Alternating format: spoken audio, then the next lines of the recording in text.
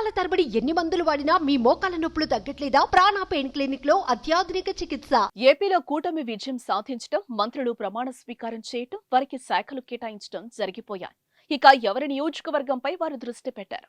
మంగళగిరిలో భారీ మెజార్టీతో విజయం సాధించిన మంత్రి నారా లోకేష్ నియోజకవర్గ ప్రజల సమస్యల కృషికి కొత్త కార్యక్రమంతో ముందుకొచ్చారు. ప్రజా దర్బార్ ఏర్పాటు చేసి ప్రజల కష్టాలను తెలుసుకుంటున్నారు.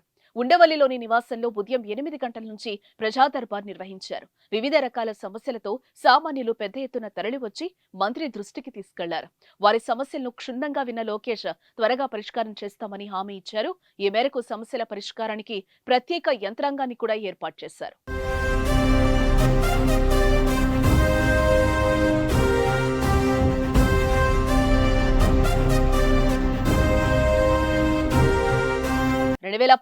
ఎన్నికల్లో నారా లోకేష్ ఇక్కడి నుంచే పోటీ చేసి 5,337 ఓట్ల తేడాతో ఓడిపోయారు.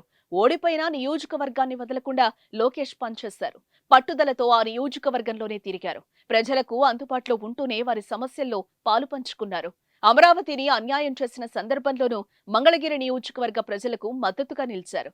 ఇంకా ఎన్నో సేవా కార్యక్రమాలు, నైపుణ్య శిక్షణ కార్యక్రమాలు నిర్వహించారు. అందుకే ఈ అసెంబ్లీ ఎన్నికల్లో 91,413 ఓట్లతో విజయాన్ని అందుకున్నారు. రాష్ట్రంలో భారీ మెజార్టీ సాధించిన ఎమ్మెల్యేలు 3వ స్థానంలో ఉన్నారు.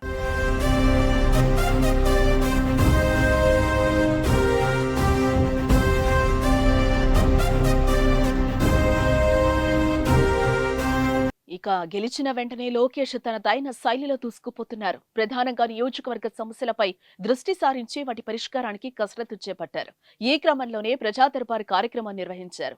మరోవైపు లోకేష్ కు ఐటీ అండ్ కమ్యూనికేషన్ మరియు మానవ వనరుల అభివృద్ధి శాఖ మరియు ఆర్టీజీ శాఖలను చంద్రబాబు కేటాయించడంతో మంగళగిరిలో మరిన్ని కొత్త ఐటీ కంపెనీలు కూడా ఏర్పాటయ్యే అవకాశాలు కనిపిస్తున్నాయి. మంగళగిరిని తన కంచుకోటగా మార్చుకోవాలని భావిస్తున్న లోకేష్ నియోజకవర్గంలో భారీ ఎత్తున అభివృద్ధి పనులకు శ్రీకారం చుట్టనున్నారు.